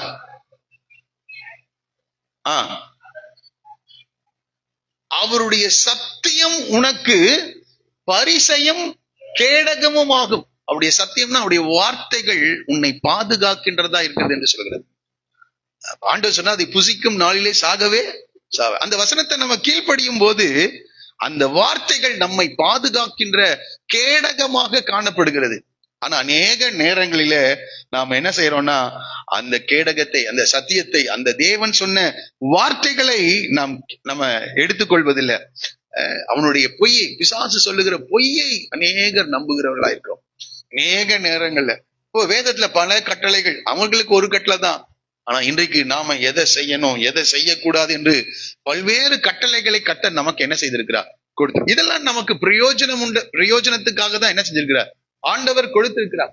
நீங்க இஸ்ரவேல் ஜனங்களை ஆண்டவர் எகிப்து தேசத்திலிருந்து அழைத்து வரும்போது, சீனாய் மலையின் அடிவாரத்துக்கு அவங்க கடந்து வரும்போது அவர்களுக்கு சட்ட திட்டங்களை கர்த்தர் என்ன செய்கிறார், கொடுக்கின்றார். 10 கட்டளைகளை கொடுக்கிறாரு. அதுக்கப்புறம் இன்னும் அநேக பிரமாணங்களை, நியாயங்களை எல்லாம் ஆண்டவர் என்ன செய்கிறார், கொடுக்கிறார். ஏனென்றால் உலகத்தில் இருக்கின்ற ஜனங்களுக்கு கட்டளைகளும் இல்லை, பிரமாணங்களும் இல்லை. அவர்கள் மனம் போன போக்கிலே அவர்கள் என்ன செய்யறாங்க, வாழ்ந்து கொண்டிருக்கிறார். ஆனால் தேவனுடைய ஜனங்கள் கை கொள்ளும்படியாக நீதியான கட்டளைகளை அவர்களுக்கு என்ன செய்கிறார், கொடுக்கிறார். நீங்க இந்த கட்டளை எல்லாம் படிச்சு பாத்தீங்கன்னா, எதுவும் அநீதியான கட்டளையே என்ன செய்யாது, விபச்சாரம் செய்யாதிருப்பாயாக என்று சொல்லுகிறார், பொய் சொல்லாதிருப்பாயாக, களவு செய்யாதிருப்பாயாக, உன் தேவனாகிய கர்த்தரை முழு இதயத்தோடு நேசிக்கணும், அவருக்கு கீழ்ப்படியணும், எந்த விக்கிரக ஆராதனையும் செய்யாத, இப்படியான நீதியான கட்டளைகளையே ஆண்டவர் என்ன செய்கிறார், கொடுக்கிறார். அது மாத்திரம் இல்ல, சமுதாயத்திலே நாம் எப்படி வாழ வேண்டும், குடும்பத்திலே நாம் எப்படி இருக்க வேண்டும், தேசத்துல எப்படி இருக்கணும், வேலைக்காரர்கள் எப்படி இருக்கணும், எஜமான் எப்படி இருக்க வேண்டும் போன்ற எல்லா காரியங்களுக்கும் தேவையான எல்லா கட்டளைகளையும் இந்த இஸ்ரவேல் ஜனங்களுக்கு என்ன செய்யறார், கொடுக்கிறார். இந்த கட்டளைகளின்படி நீ நடக்கும் போது பெரிய ஆசீர்வாதம் உனக்கு கிடைக்கும்பா அப்படின்னு சொல்றாரு. உபாகமம் 28வது அதிகாரத்தை நாம் படிக்கிறோம். ஆனா இந்த கட்டளைகளின்படி நீ நடக்கலன்னா இப்பொழுது சொல்லப்படும் சாபங்கள் எல்லாம் உன்மேல் வந்து பழிக்கும் என்று ஒரு பெரிய ஒரு லிஸ்டே என்ன செய்யறாரு, கொடுக்கிறார். இந்த ஜனங்கள் சீனாய் மலையில அடிவாரத்துல ஆண்டவர் இறங்கி இந்த கட்டளைகளை கொடுக்கும் போது, ஆண்டவரே உம்முடைய கட்டளையின்படி நாங்கள் நடப்போம்னு சொன்னாங்க. சீக்கிரமா ஆண்டவருடைய கட்டளைகளுக்கு எதிராக என்ன செய்தாங்க, அவர்கள் செயல்பட உடனடியாக விளைவுகளை அவர்கள் எதிர்கொள்ளுகிறார். விளைவுகளை இதே போலதான் இன்னைக்கு கூட இஸ்ரவேல் ஜனங்களை போலதான் நாமும் அநேக நேரங்கள் இருக்கோம். ஆண்டவருடைய வார்த்தைகளுக்கு விரோதமாக செயல்படுகிறவர்களாக நாம் காணப்படுகிறோம். ஆண்டவருடைய கட்டளைகளுக்கு விரோதமாக. அதற்கு இன்றைக்கு அநேகர் பல காரியங்களை சொல்றாங்க. ஏன்னா என்ன சொல்றாங்கன்னா, இது வாழ்க்கை, எங்களுடைய வாழ்க்கை, கொஞ்சம் நாங்க ஃப்ரீயா என்ன செய்யணும், இருக்கணும், கொஞ்சம் விடுதலையோடு கூட நாங்க வாழணும்னு நினைக்கிறாங்க. அநேகர் சொல்றாங்க, இது எங்களுடைய வாழ்க்கை, இந்த காலத்துல இந்த காரியங்கள்லாம் அனுபவிக்காம எந்த காலத்துல நாங்க அனுபவிக்கிறது என்று சொல்கிறார். அப்புறம் என்ன சொல்றாங்க, அவங்க எல்லாம் அந்த கட்டளைகளுக்கு விரோதமா செயல்பட்டாங்க, ஆனா அவங்க எல்லாம் எப்படிதான் இருக்காங்க, நல்லாதாங்க இருக்காங்க, அவங்களுக்கு எந்த ஒரு விளைவுகளும் இல்லை பாருங்க, அவங்க எல்லாம் ரொம்ப ஃபாஸ்டா முன்னேறி கொண்டு இருக்கிறார்கள் என்று சொல்ல, அவங்க மேல எந்த ஒரு நியாய தீர்ப்பும் வரவில்லை என்று சொல்ல. நான் கூட இதை படிச்சு பார்த்த போது, ஏவாள் பறித்து சாப்பிட்ட போது உடனடியாக மரணம் ஏற்பட்டிருந்தா யார் தப்பிச்சிருந்திருப்பா? நீ சாகவே சாவாயின்னு தானே சொன்னாரு. அப்போ அதை புசித்த உடனே மரணம் ஏற்பட்டிருந்தா யாரு பயம் வந்திருக்கும்? அவன் சாப்பிட்டு இருக்கவே மாட்டான், சாப்பிட்டு வச்சது மீது சாப்பிடுவானா? நிச்சயமாய் தொட்டிருக்க. ஆனா அங்க அந்த அந்த காரியத்துக்கு இல்ல, அந்த சம்பவம் நடக்கிற பிறகு உடனடியாக துர்க்கிரியைக்கு திக்கதான தண்டனை என்ன செய்யல, வரல. அது கொஞ்சம் லேட்டா தான் என்ன செஞ்சிருக்கு, வந்திருக்குது. ஆகவே சில நேரங்களிலே மற்றவர்கள் எல்லாம் நல்லா இருக்காங்க, அவங்க எல்லாம் கட்டளைகளுக்கு தெரிந்தே துணிகரமாக மீறி அவங்க செய்யறாங்க, ஆனா அவங்க மேல எந்த ஒரு நியாய தீர்ப்பு என்ன செய்யலைங்க, வரல. நிறைய பிள்ளைங்க கேட்கறத நான் எங்கிட்ட கேட்டிருக்காங்க, நாங்க அவங்க எல்லாம் தெரிஞ்சுதானே இந்த தப்ப என்ன செய்யறாங்க, அவங்க நல்லா தானே இருக்காங்க, அவங்களுக்கு என்ன நடந்திருக்கிறது, ஒன்றுமே நடக்கல அப்படின்னு சொல்லுகிறவர்களை நான் பார்க்க. ஆனால் பின்னாட்கள் அதனுடைய எந்த ஒரு விதை விதைத்தாலும் அதனுடைய பலனை என்ன செஞ்சணும், அறுக்கணும். அதுபோல வசனம் ரொம்ப சத்தியமானது. உடனடியாக அங்க மரணம் சம்பவிக்கவில்லை, உடனடியாக நிர்வாணிகளாக என்ன செய்யல, அவங்க மாறல. இந்த ஏவாள் நிர்வாணியா மாறி இருந்தா அவ ஐயோ தன்னுடைய தவறை என்ன செய்ப்பா, உடனடியா அங்க ஆதாம் சாப்பிட்டு முடிகிற வரைக்கும் ஒன்னும் நடக்கலையாட்டு இருக்குது.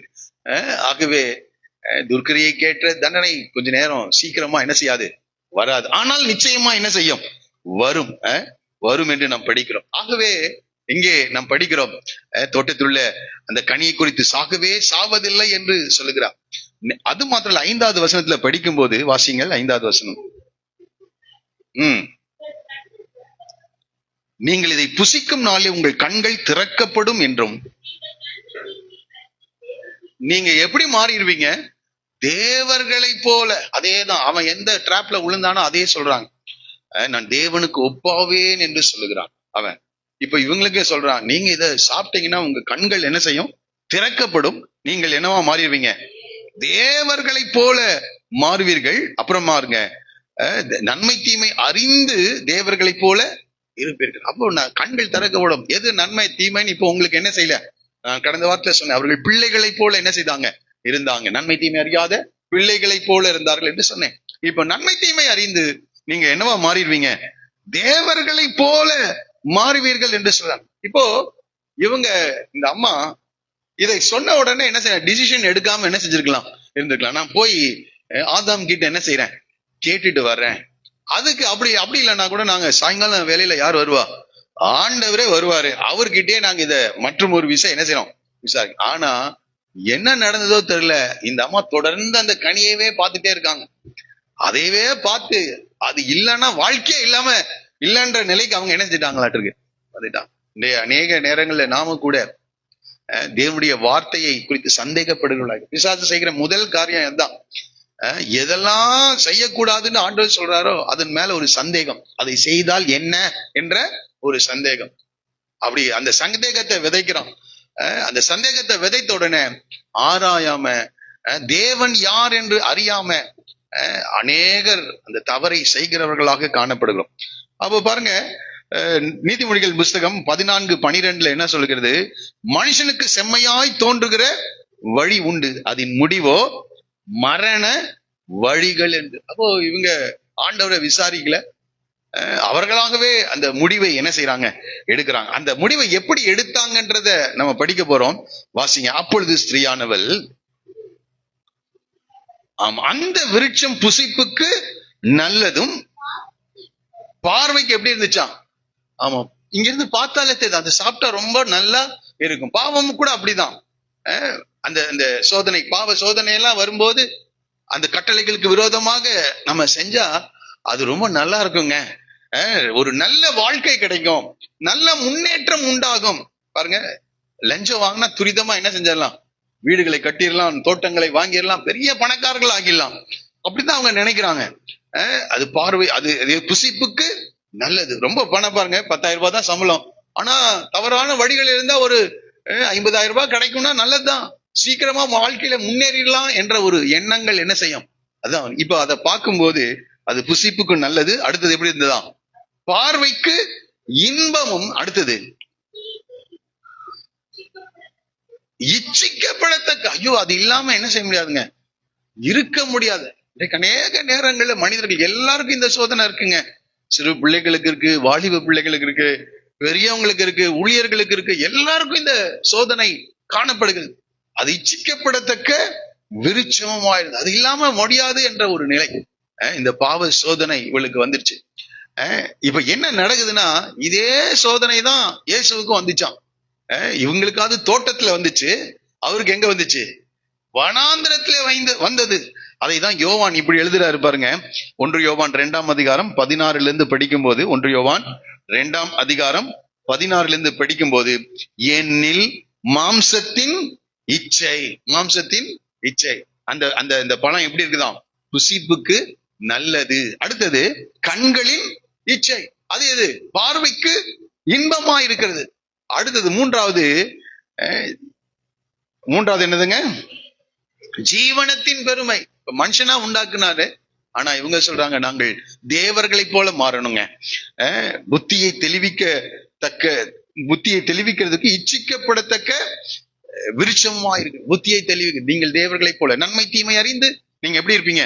தேவர்களை போல இருப்பீர்கள் என்று சொல்றாரு. அப்போ இந்த வசனத்தை தான் எடுத்து யோவான் சொல்றாரு, மாம்சத்தின் இச்சை, கண்களின் இச்சை, ஜீவனத்தின் பெருமை ஆகிய இவைகள் பிதாவினால் உண்டானவைகள் அல்ல, அவைகள் எப்படி வந்தா? உலகத்தினால் உண்டானவைகள். 17வது வசனம் சொல்கிறது, உலகமும் அதன் இச்சையும் ஒழிந்து போம், தேவனுடைய சித்தத்தின்படி செய்கிறவனோ என்றென்றைக்கும் நிலைத்திருப்பான் என்று. அப்போ இந்த இச்சையின்படி செய்கிறவர்கள் அழிந்து போவார்கள், தேவனுடைய நியாய தீர்ப்பு அவர்களுக்கு நிச்சயம். இதே காரியத்தை தான் மத்தேயு 4 இயேசு பார்க்கிறார். 40 நாள் உபவாசம் எடுக்கிறாரு. அவர் ஜெபித்து முடித்த பிறகு அவருக்கு என்ன வந்துச்சான்? பசி உண்டாயிட்டு. உடனே என்ன வந்திருக்கணும்? 40 நாள் யாரோடு கூட அவர் பேசிட்டு இருக்கிறாரு? தேவனோடு கூட உறவாடி கொண்டிருக்கிறார். தேவன் தூதர்களை அனுப்பி என்ன கொடுத்திருக்கணும்? அங்க எலியாவுக்கு கொடுத்தது போல அப்பமும் தண்ணீரும் கொடுத்திருக்கணும். வனாந்திரத்துல இருக்கிறாரு. ஆனா என்ன வரல? ஒரு உணவும் வரவே இல்லை. ஒரு உணவு இல்லை. ஆனா இந்த உபவாசத்துக்கு முன்னாடி ஆண்டவர் ஞானஸ்நானம் எடுக்கும்போது ஜெபம் பண்ணும்போது வானம் திறக்கப்பட்டதாம். தேவ தூதர் தேவ ஆவியானவர் புறாவை போல ரூபம் கொண்டு அவர் மேல் இறங்கினார். இவரின் நேச குமாரன் சொன்னார். இவரில் நான் பிரியமா இருக்கிறேன். நம்ம கூட அப்படிதான் சில நேரங்கள்ல ஆண்டவர் நம்ம மேல ரொம்ப பிரியமா இருக்கிறத காட்டுவார். ரொம்ப பிரியமா இருக்கிறத காட்டணும்னு அடுத்தது என்ன வருது? வாழ்க்கையில பெரிய வனாந்திரம் வருகிறது. பெரிய வனாந்திரம். நாம் என்ன செய்வோம்? உடனடியாக கர்த்தர் நமக்கு என்ன செய்ய போறார்? பெரிய அற்புதங்களை செய்ய போகிறாருன்னு நினைப்போம். ஆனா ஒன்னும் நடக்காது. ஒரு பெரிய சைலன்ஸ் அங்க என்ன செய்யும்? அமைதியின் காலம் அங்கே உண்டாகும். இப்ப பாருங்க, அந்த நேரத்துல யார் வர்றா? பிசாசு வருகிறான். நீர் தேவனுடைய குமாரன் தானே, இந்த கல்லுகளை எல்லாம் என்ன செய்யுங்க, அப்பமாக்கி நீங்க சாப்பிடுங்க என்று சொல்லுகிறான்.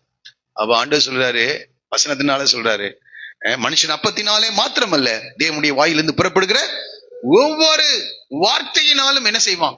பிழைப்பான் என்று சொல்கிறார். இப்ப மாம்சத்தின் இச்சை அங்க என்ன செய்கிறது? வருகிறது. உடனடியாக அடுத்தது, அப்படியா வசனத்தை சொல்றியா அப்படின்னு சொல்லிட்டு ஆண்டவரை உயர்ந்த மலையின் சிகரத்துல கொண்டு போய் வைத்து உலகத்தில் இருக்கிற எல்லா ராஜ்யங்களையும் என்ன செய்தானா? காண்பித்தான். எல்லா ராஜ்யங்களும் நீ என்னை வணங்கினா, என்னை சாஷ்டாங்கமாய் விழுந்து என்னை பணிந்து கொண்டால் இந்த ராஜ்யங்களின் மேல் உள்ள அதிகாரத்தை உமக்கு நான் என்ன செய்வேன்? கொடுப்பேன். நீ சிலுவைக்கெல்லாம் போக வேண்டிய அவசியம் இல்ல, என்னை பணிந்து கொண்டால் இதை கொடுப்பேன். அப்ப என்ன காட்டுறான்? அடுத்தது கண்களின் இச்சையை என்ன செய்கிறான்? காண்பிக்கிறான். கண்களின் இச்சையை ஆண்டவர் அந்தையும் வசனத்தினால் என்ன செய்கிறார்? மேற்கொள்கிறார். அடுத்த சோதனை என்னன்னா, நீர் ஒரு உப்பரிகையின் தேவாலயத்தின் உப்புகரையிலே கொண்டு போய் நிறுத்தி நீர் தாளக்குரியம், நீ தேவனுடைய குமாரனால் தூதர்கள் உண்மை என்ன செய்வாங்க? ஏந்தி கொள்வார்கள். கரங்களில் என்ன செய்வார்கள்? 91வது வசனம் சங்கீதத்துல இருக்கிறத சொல்றான்.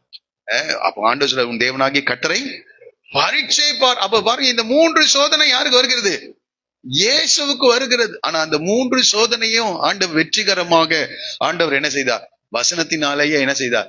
ஜெயித்தார். ஆகவே நாம தேவ பிள்ளைகளாகிய நாம பிசாசு கொண்டு வருகிறது கண்களின் இச்சை. கண்களின் இச்சை. அடுத்தது மாம்சத்தின் இச்சை. அடுத்தது ஜீவனத்தின் பெருமை. இந்த 3 சோதனைகள் எல்லாருக்கும் வருதுங்க. அதனால்தான் எபிரேயர் 4வது அதிகாரத்துல நம்ம படிக்கும்போது, எபிரேயர் 4வது அதிகாரம் 15வது வசனத்துல நம்ம படிக்கிறோம், நம்முடைய பலவீனங்களை குறித்து பரிதபிக்க கூடாத பிரதான ஆசாரியர் நமக்கு இராமல் எல்லா விதத்திலும் நம்மை போல சோதிக்கப்பட்டும் அவர் எப்படி இருக்காராம்? பாவம் இல்லாமல் இருக்க பிரதான ஆசாரியரே நமக்கு இருக்கிறார். பாவம் இல்லாத பிரதான ஆசாரியர், பாவம் இல்லாத, எல்லா விதத்திலும் நம்மை போல என்ன செய்தார்? சோதிக்கப்பட்டார். ஆனா அவர் என்ன செய்யல? பாவம் செய்யல. ஆனா நாம் என்ன செய்யறோம்? அநேக நேரங்கள்ல அந்த சோதனையில கீழே விழுகிறவர்களாக இருக்கிறோம். அந்த காரியம் உடனடியாக அந்த கான்சிக்வன்ஸ் விளைவுகள் ஏற்படாம இருக்கலாம். ஆனா நிச்சயமா என்ன செய்யும்? விளைவுகள் ஏற்படுங்க. விளைவுகள் ஒரு விதையை நம்ம விதைக்கிறோம், அடுத்த நாளே அதுல இருந்து அறுவடை செய்யறோமா? இல்ல. அதற்கான சில காலங்களை வைத்திருக்கிறார். எந்தெந்த தானியத்துக்கு எவ்வளவு நாள் என்று வைத்திருக்கிறார். அதே போலதாங்க மனிதர்களுடைய வாழ்க்கை. நன்மை செய்தாலும் சரி. அதனால்தான் நன்மை செய்வதில் சோர்ந்து போகாதிருங்கள், நீங்கள் சோர்ந்து போகாதிருந்தால் ஏற்ற காலத்துல என்ன செய்வீங்க? அதை அறுப்பீர்கள். அப்ப நன்மை செஞ்சு நம்ம காத்திருக்கும் போது ஏற்ற காலத்துல ஒரு அறுவடையை ஆண்டவர் கொடுக்கிறாரோ அதே போல பாவம் செய்யும் போது அது ரொம்ப நல்லா இருக்குங்க. அது கண்களுக்கு ரொம்ப பிரியமா இருக்கும், புசிப்புக்கு ஏற்றதாக தான் இருக்கும். அதுதாங்க ஏற்றது அப்படின்னு சொல்லுவாங்க. இது ரொம்ப நல்ல காரியங்க. அப்புறம் சிலர் சொல்றத கேட்டிருக்கேன், அதுக்கப்புறம் போய் ஜெபம் பண்ணி அறிக்கை செஞ்சிடலாங்கன்றாங்க. என்ன சொல்றாங்க? தப்பு பண்ணிட்டு அதுக்கப்புறம் என்ன செய்யறதான்? அறிக்கை செய்து. ஆண்டவர் இரக்கமுள்ள தேவன் தானே, ஆண்டவர் மன்னிக்கிற தேவன் தானே. அதுக்கப்புறம் போய் ஆண்டவர் கிட்ட மன்னிப்பு கேட்டுக்கலாங்க.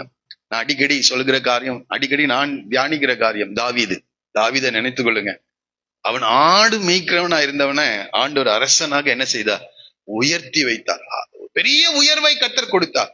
ஆனா பாவம் செய்த போது அவன் வெறும் காலோடு கூட ராஜ்ய பாரத்தை விட்டு என்ன செய்ய வேண்டியதா இருந்தது? ஓட வேண்டியதா இருந்து சாதாரண காரியம் இல்லைங்க. வெறும் காலோடு தன்னுடைய சொந்த மகனை ஆண்டவர் அவனுக்கு எதிராக என்ன செய்தார்? எழுப்பினார். சொந்த மகனை எழுப்பினார். சொந்த மகனை எழுப்பினார். ஒரு உரியாவை அவன் கொலை செய்தான்.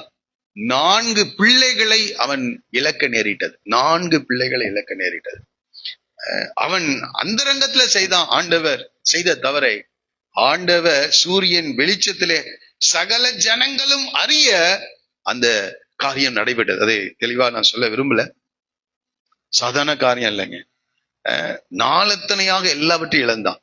ஆமா, 4 மறுமனையாட்டிகளை அப்சலோம் என்ன செய்தான்? கெடுக்கின்றான்.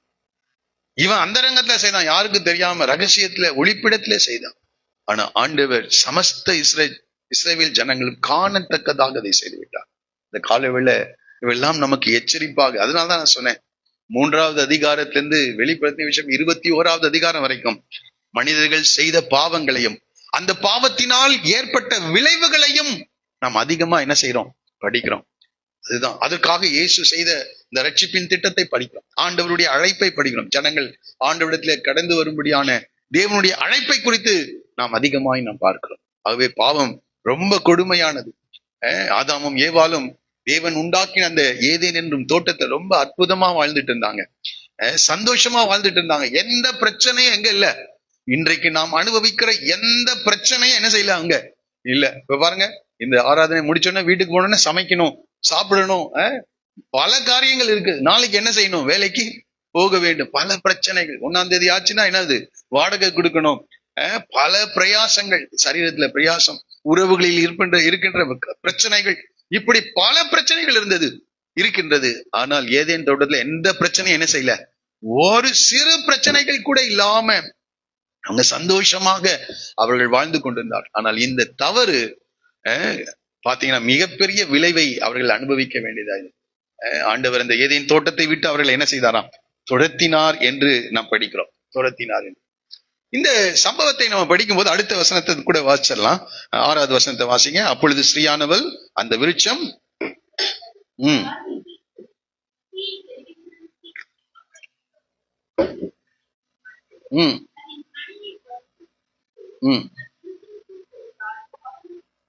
அதன் கனியை பறித்து புசித்து புருஷனுக்கும் என்ன செய்தா? கொடுத்தால் அவனும் என்ன செய்தான்? புசித்தான். இங்க பாருங்க, இங்கே இந்த சர்ப்பம் யார்கிட்ட பேசிச்சுங்க? இந்த ஏவாள் கிட்ட பேசிச்சு. ஆனா வசனம் என்ன சொல்கிறது? சர்ப்பமானது ஏவாளை வஞ்சித்தது என்று நாம் படிக்கிறோம். வாசிக்கலாம். 2 கொரிந்தியர். Praise the Lord.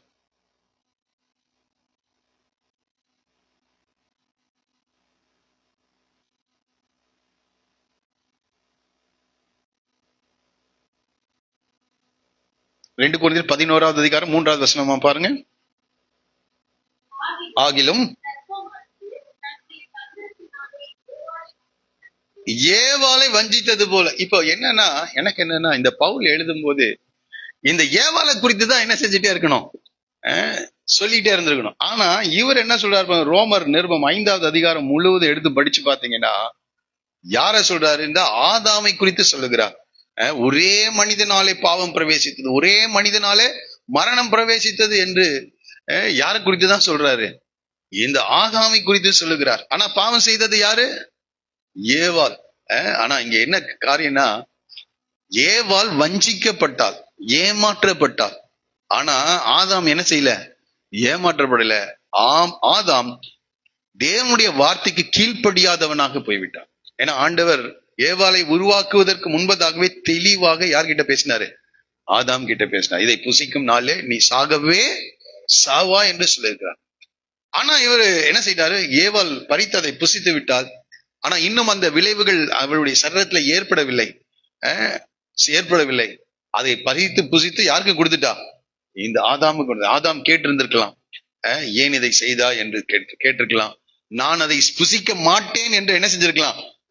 சொல்லியிருக்கலாமா இல்லையா? ஆமா, சொல்லியிருக்கலாம். ஆனால் ஆண்டவர் பாருங்க, 3வது அதிகாரத்துல அவர் பேசும்போது கீழே நீங்க படிச்சு பாத்தீங்கன்னா சொல்லுவார் ஆண்டவர், ரைட், ஆதாம் என்னுடனே இருக்கும்படி தேவரை தந்த ஸ்திரீயானவள் அந்த விருட்சத்தின் கனியை எனக்கு கொடுத்தால் நான் என்ன செய்தேன்? புசித்தேன் என்று சொல்லுகிறார். பாருங்க 17வது வசனம். பின்பு அவர் ஆதாமை நோக்கி, நீ உன் மனைவியின் வார்த்தைக்கு செவி கொடுத்து என்று சொல்லுகிறார். என் மனைவி, அப்ப அந்த அந்த இடத்துல மனைவியின் வார்த்தைக்கு செவி கொடாமல் இருந்திருந்தா யாரு தப்பிச்சிருப்பா? ஆதாம் நிச்சயமா தப்பிச்சிருப்பான். அதனாலதான் சொல்றேன், ஆதாம் தான். பவுல் எடுத்த உடனே 1-2 Corinthians 11:3 சொல்றார், அவள் வஞ்சிக்கப்பட்டாள் என்று சொல்லுகிறார். ஆனால் ரோமர் 5வது அதிகாரத்துல 8வது அதிகாரத்துல நம்ம படித்தா, இந்த ஆதாம் மீறுதலுக்கு உட்பட்டான் என்று சொல்கிறார். ஆதாம் கீழ்ப்படியாமல் போனான். அந்த ஒரு மனிதனாலதான் இந்த சாபமே என்ன செய்தது, வந்தது என்று யார் மேலதான் கம்ப்ளைண்ட் வருது? ஃபுல்லா ஆதாம் மேல. இது அப்படியே நானு ஆபிரகாம் கிட்ட நான் பாக்குறேன். சாரா தான் கொண்டு வந்து என்ன செய்யறாங்க, ஆகார கொடுத்து, ஆகாரோடைய சேரும் அவளால் ஆகிலும் எனக்கு ஒரு பிள்ளை கிடைக்கட்டும் என்று சொல்லி இந்த காரியத்தை செய்தாங்க. ஆனால் ஆபிரகாம் தேவனுடைய வார்த்தைக்கு கீழ்ப்படியாமல் அந்த காரியத்தை செய்தான். மிகப்பெரிய பிரச்சனையை ஆபிரகாம் என்ன செய்தான், சந்தித்தான். ஆகவே இதை நம்ம ரொம்ப கவனமா இருக்கணும். ஆண்களும் சரி பெண்களும் சரி, நாம் எல்லாரும் தேவனுடைய வார்த்தைகளை சரியாய் அறிந்து தேவனுடைய வார்த்தைகளுக்கு நாம் என்ன செய்யணும், கீழ்ப்படிய வேண்டியவர்களாக நாம் காணப்படுகிறோம். சரி இருக்கட்டும். இந்த இடத்துல நம்ம படிக்கும் போது அவர்கள் இதை புசிக்கும் நாளே உங்கள் கண்கள் திறக்கப்படும் என்று ஆண்டவர் சொன்னாரு. ஆனால் அந்த ஸ்திரீயானவள் சொல்றாள், இந்த விருட்சம் புசிப்புக்கு நல்லதும் பார்வைக்கு இன்பமும் புத்தியை தெளிவிக்கிறதற்கு இச்சிக்கப்படத்தக்க விருட்சமா இருக்கிறது என்று கண்டு என்ன செய்தார், அதை கனியை பறித்து புசித்து தன் புருஷனுக்கும் கொடுத்தாள் என்று படிக்கலாம். ஆகவே இங்க பிசாசு சோதிச்சுட்டான்னு சொல்ல, பிசாசு சில தூண்டுதல்களை கொடுத்தது உண்மைதான். யாக்கோபு 1ஆம் அதிகாரம் 13வது வசனத்திலிருந்து நம்ம படிக்கும் போது, சோதிக்கப்படுகிற எவனும் நான் தேவனால் சோதிக்கப்படுகிறேன் என்று சொல்லாதிருப்பானாக. தேவன் பொல்லாங்கினால் சோதிக்கப்படுகிறவர் அல்ல, ஒருவனையும் அவர் என்ன செய்யறது இல்லையா, சோதிக்கிறது இல்லை என்று படிக்கிறோம். அப்ப பின்ன எப்படி இது நடக்குதுன்னா, அவனவன் தன் சுய இச்சையினாலே இழுக்கப்பட்டு சிக்குண்டு சோதிக்கப்படுகிறான். அடுத்த வசனம் சொல்கிறது, பின்பு இச்சையானது கற்பம் தரித்து பாவத்தை பிறப்பிக்கும். பாவம் பூரணமாகும் போது அது என்ன செய்கிறதாம், மரணத்தை தெரிவிக்கிறது என்று நாம் படிக்கிறோம். இந்த மரணத்தை தெரிவிக்கிறது. ஆகவே இந்த நிலையில தான் அவங்க தவறுகளை அவர்கள் செய்தார்கள். இப்ப அடுத்தது பாருங்க, அவங்க தவறு செஞ்சிட்டாங்களா? அடுத்த வசனத்தை வாசிங்க. இப்ப பாருங்க, 2 பேரும் சாப்பிட்டு முடிகிற வரைக்கும் அமைதியா இருக்கிறாங்க. இன்னும் ஒரு சம்பவம் நடக்கல. நான் நினைக்கிறேன் சில மணி நேரங்கள் கழித்த பிறகு அப்படி இருவருடைய கண்களும் என்ன செய்யப்பட்டதாம், திறக்கப்பட்டது. அவர்கள் தாங்கள் நிர்வாணிகள், அது வரைக்கும் அவங்க கண்கள் திறக்கப்படல, நன்மை தீமை என்ன என்றால் என்ன என்று தெரியாமல் இருந்தார்கள். இப்ப அவர்கள் கண்கள் திறக்கப்பட்டு தாங்க எப்படி இருக்கிறதாக உணர்கிறார்கள். நிர்வாணிகள் என்று அறிந்து உடனடியாக என்ன செய்யறாங்க, அத்தி இலைகளை தைத்து தங்களுக்கு அரை கச்சைகளை உண்டு பண்ணினார். அவங்க நிர்வாணிகள், அது வரைக்கும் அவங்க சிறு பிள்ளைகள் நிலைகள் இருக்காங்க. அவர்களுக்கு நன்மை தீமை என்ற காரியம் அவர்கள் என்ன செய்யல, அறியாதவர்களாக இருக்கிறார்கள். இப்ப அந்த பழத்தை பறித்து புசித்த உடனே அவர்களுக்கு என்ன வருகிறது, நிர்வாணிகள் என்று உணர்ந்து அவர்கள் வெட்கப்பட ஆரம்பிக்கிறார்கள். என்ன செய்யறாங்க, அதனாலதான் அவங்க என்ன செய்யறாங்க, உடனடியாக அவங்க வெட்கத்தினாலே அத்தி இலைகளை தைத்து அரைக்கச்சைகளை என்ன செய்யறாங்க, உண்டாக்குகிறார்கள் என்று படிக்கிறோம். அடுத்தது வெட்கம் வருகிறது மாத்திரம் இல்ல, ஒரு குற்ற உணர்வு அவர்களுக்கு என்ன செய்கிறது. இன்னைக்கு கூட தப்பு செஞ்சா சிலருக்கு என்ன வருகிறது, மற்றவங்களுக்கு முன்னாடி போய் நிக்க முடியாதவர்களா குற்ற உணர்வு அவர்களுக்கு என்ன செய்கிறது, ஏற்படுகிறது. அதனாலதான் அவங்க தோட்டத்திற்குள்ளாக போய் என்ன செய்யறாங்க, ஒளிந்து கொள்ளுகிறவர்களாக இருக்கிறாங்க.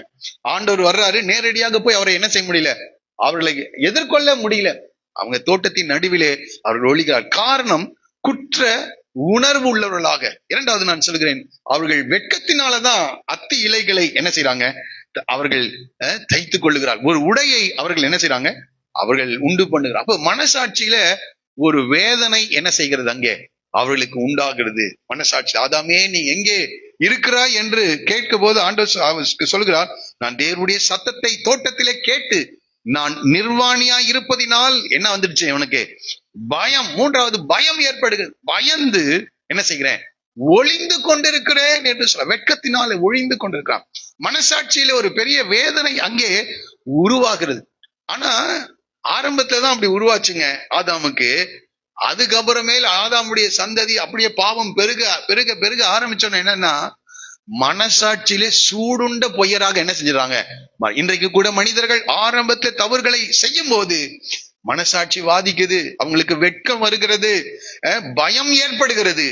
ஆனால் தொடர்ந்து அந்த தவறுகளை அவர்கள் செய்ய செய்ய செய்ய 1 தீமோத்தேயு 4:1 சொல்லுகிறது, பிற்காலங்களிலே மனசாட்சியிலே சூடுண்ட பொய்யருடைய மாயத்தினாலே என்று படிக்கிறோம். அப்ப மனசாட்சி என்னவா மாறுகிறது? கல்லா மாறுகிறது, மாறி விடுகிறது. ஆகவே இப்ப என்ன செய்யறாங்க, அவர்கள் அத்தி இலைகளை அவர்கள் என்ன செய்யறாங்க, தைத்துக் கொள்கிறாங்க.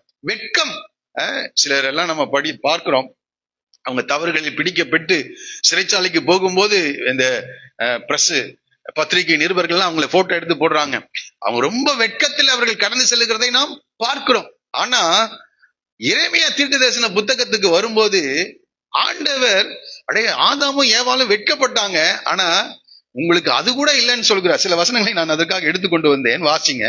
எரேமியா தீர்க்கதரிசன புத்தகம் 6ஆம் அதிகாரம் 15வது வசனத்திலையும் 8ஆம் அதிகாரம் 12வது வசனத்துல ஒரே வசனம் இருக்குது, ஒரே வார்த்தை சொல்லப்பட்டிருக்கிறது. 6:15, 8:12 ஒரு வசனத்தை வாசிங்க. 6:15 என்று கேள்விக்குறி போட்டிருக்கிறார். அப்படித்தானே? அவங்க வெட்கப்படுகிறார். ஆதாம் தவறு செய்த போது அவன் வெட்கப்பட்டான். ஆனா இப்ப ஆண்டவர் சொல்றாரு, அவர்கள் அருவருப்பானதை செய்தது நிமித்தம் வெட்கப்படுகிறார்களோ. அடுத்தது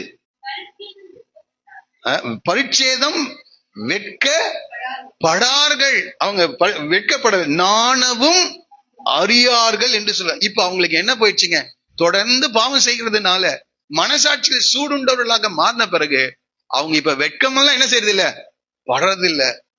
இன்னொரு இடத்துல பாருங்க, எரேமியா 3ஆம் அதிகாரம் 3வது வசனம். எரேமியா 3:3 வருஷியாமலும் பாவம் செய்ததுனால நான் மழையை தடுத்துட்டேன், பின்மாறி இல்லாமல் போய்விட்டது. உனக்கோ சோர ஸ்திரீயின் நெற்றி இருக்கிறது. ஏன்னா நீ என்னை விட்டுட்டு அந்நிய தெய்வங்களை நாடி போயிட்ட, சோர ஸ்திரீயின் நெற்றி உனக்கு இருக்கிறது. நான் மழையை தடை செய்து விட்டேன், நீயோ நாண மாட்டேன் என்கிறாய். இப்ப பாருங்க என்னன்னா, ஆரம்பத்துல ஆதாமுக்கு ஏவாளுக்கு அந்த மனசாட்சியில ஒரு வேதனை இருந்துச்சு, குற்ற உணர்வு இருந்துச்சு, பயம் இருந்துச்சு, வெட்கம் உண்டானது. இதெல்லாம் ஆரம்பத்துல இருக்கிறது. ஆனால் நாளாக நாளாக மனசாட்சி சூடுண்டவர்களாக மாறிட்டாங்க. ஆபேல் பாருங்க, காயின் கொன்ற பிறகு அவன் ஆண்டவரை பார்த்து கேட்கிறான், உன் சகோதரனாகிய ஆபேல் எங்கப்பான்னு கேட்டான். அவன் சொல்றான், என் சகோதரனுக்கு நான் காவலாளியோ. பாருங்க எவ்வளவு தைரியமா என்ன செய்யறான். ஆனா ஆதாம் பாருங்க என்ன செஞ்சாரு, அவர் வெட்கப்படுகிறார், பயந்து நொழிந்து கொண்டிருக்கிறார். அடுத்தடுத்த ஜெனரேஷன் வரும்போது வெட்கம் கூட என்ன செய்யல, தவறு செய்த அந்த வெட்கம் கூட அதான் நீ நாண மாட்டேன் என்கிறாய் என்று சொல்லுகிறார். நாணவும் அறியார்கள் என்று சொல்லுகிறார். வெட்க கூட அவங்களை வரல, எந்த ஒரு பயமும் இல்லை, துணிகரமாக தவறுகளை செய்கிறவர்களாக அவர்கள் காணப்படுகிறார்கள் என்று சொல்லப்படுது. ஆகவே இந்த காலை வேளையில ரொம்ப அற்புதமான ஒரு ஏதேன் தோட்டத்துல தமது சாயலின்படி தமது ரூபத்தின்படி உண்டாக்கி இந்த ஏதேன் தோட்டத்தில் இருக்கிற எல்லா மிருக ஜீவன்களையும் பறவைகளையும் ஆளுகை செய்யும்படியாகவும் அந்த அந்த அந்த தோட்டத்தை பண்படுத்தவும் பாதுகாக்கவும் என்ன செய்தார், இவர்களை வைத்தார். ஒரே ஒரு கட்டளை கொடுத்தார். 10 கட்டளை எல்லாம் கொடுக்கல, ஒரே ஒரு கட்டளை. ருசிப்பதற்காக ஏராளமான கனி விருட்சங்கள் இருந்தது. இந்த தோட்டத்தில் இருக்கிற இந்த கனி, நன்மை தீமை அறியத்தக்க கனியை மாத்திரம் என்ன செய்யாத, சாப்பிடாதன்னு சொன்னாரு. ஆனா அதை என்ன செய்யறான், சாப்பிடுறான்.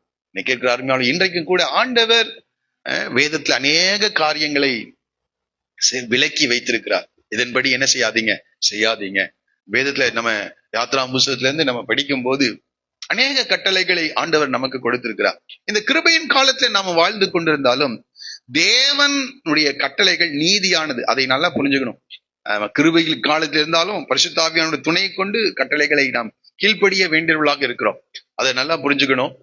அந்த கட்டளைகள் எல்லாம் நீதியானவைகள், நியாயமானவைகளாக அவைகள் காணப்படுகிறது. ஆண்டவர் இது வேண்டாம் அப்படின்னு வேதத்தில் எதையாவது சொல்லியிருப்பார் என்றால் அதை உடனடியாக நம்ம விட்டு விலக வேண்டியவர்களாக நாம் காணப்படுகிறோம்.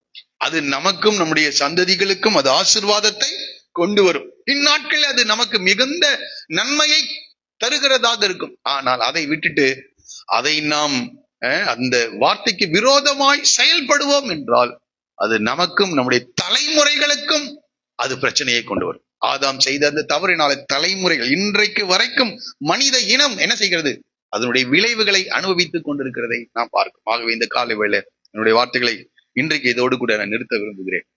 ஒரே ஒரு காரியம் என்னன்னா, ஆண்டவர் மகா பரிசுத்தரா இருக்கிறார், அவர் நீதியானவரா இருக்கிறார், அவருடைய நியாயங்கள் நீதியான கட்டளைகள் நமக்கு கொடுத்திருக்கிறார் என்பதை நம்ம உணர்ந்து அவர் சொன்ன அதுதான் சத்தியம். சத்தியம் உங்களுக்கு பரிசையும் நமக்கு என்னவா இருக்குதான், கேடகமுமா இருக்கிறது. அதை நம்மை பாதுகாக்கிற ஒரு கேடகமாக இருக்கிறது என்பதை உணர்ந்து அதற்கு நம்ம கீழ்ப்படிந்தோம் என்றால் ஆசீர்வாதம்.